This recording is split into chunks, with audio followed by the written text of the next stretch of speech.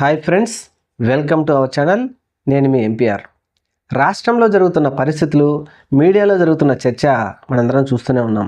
అయితే జనసేన, తెలుగుదేశం పార్టీ మేము సీఎం, మాకు డిప్యూటీ సీఎం అని కొట్టుకుంటా ఉంటే దీని మీద విపరీతంగా సోషల్ మీడియాలో దూషించుకుంటూనే ఉన్నారు.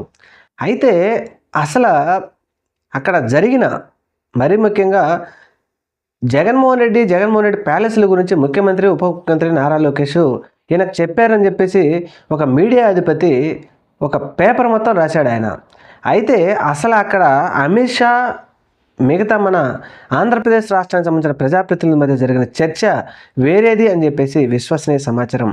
అదేంటి, మనకు అందిన సమాచారం ప్రకారం ఏంటి అంటే, ప్రస్తుతం ఆంధ్రప్రదేశ్ రాష్ట్రంలో ఉప ముఖ్యమంత్రిగా ఉన్నటువంటి పవన్ కళ్యాణ్ గారిని పక్కకు తప్పించి నారా లోకేష్ గారిని ఉప ముఖ్యమంత్రిని చేయాలని చెప్పేసి పెద్ద ఎత్తున డిమాండ్లు వస్తున్న నేపథ్యంలో ఢిల్లీలో ఆయనకున్న పలుకుబడిని ఉపయోగించి పవన్ కళ్యాణ్ గారు కేంద్ర ప్రభుత్వం దృష్టికి తీసుకెళ్లడంతో దీనిని ఎలాగైనా సద్దు అణిగింప చేయాలి కేంద్ర ప్రభుత్వం ద్వారా. ఎందుకంటే రాష్ట్రంలో ఏ చిన్న విషయం జరిగినా ముఖ్యమంత్రితో చర్చించడం లేదు ఉప ముఖ్యమంత్రి, డైరెక్ట్గా ఢిల్లీ వెళ్ళి బీజేపీ పెద్దల చెవిలో వేయడంతో అక్కడి నుంచి చంద్రబాబు నాయుడు గారికి ఆదేశాలు వస్తున్నాయి.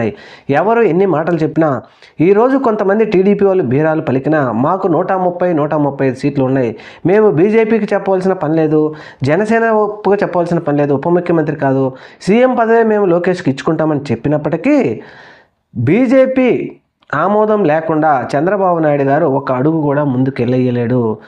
అది అలుసుగా తీసుకున్నటువంటి ఉప ముఖ్యమంత్రి పవన్ కళ్యాణ్ గారు ఇప్పుడు ఢిల్లీ వెళ్ళి ఢిల్లీలో చెవులో ఊదటంతో మీరు ఖచ్చితంగా దీన్ని అడ్డుకోండి అని ప్రధానమంత్రి గారికి తన వ్యక్తుల ద్వారా సమాచారం పంపించడంతో అక్కడి నుంచి ఢిల్లీ నుంచి ఇక్కడ కొన్ని కార్యక్రమాలకు వచ్చినటువంటి కేంద్ర హోంశాఖ మంత్రి కరకట్ట మీద ఉన్నటువంటి కొంపలో కూర్చొని ఈ విషయాలన్నీ వీరికి చెవులో వేసాడంట.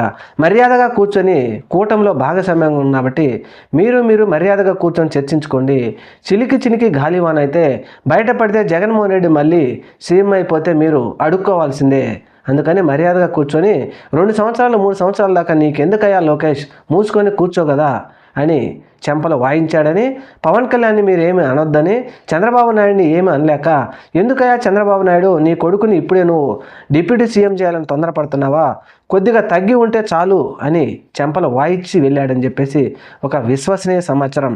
ఈ విషయాలన్నీ బయటికి రాకుండా ఒక మీడియా ప్రతినిధి ప్యాలెస్లు, వాళ్ళ కొంపలు వాళ్ళకి ప్యాలెస్లు హైదరాబాద్లో ఉన్నా, ఢిల్లీలో ఉన్నా, లేకపోతే అమెరికాలో ఉన్నా, దావోస్లో ఉన్నా, లేకపోతే తెలంగాణలో ఉన్నా, ఇంకొక తాడేపల్లిలో ఉన్నా, కరకట్ట మీద ఉన్న వాళ్ళ ప్యాలెస్లు వాళ్ళ కొంపల గురించి చెప్పకుండా ఈ విషయాన్ని బయటికి రానియకుండా ప్రజల దృష్టిని మాఫీ చేయడం, వేమార్చడం కోసం ఇటువంటి వార్తలన్నీ రాస్తున్నారు.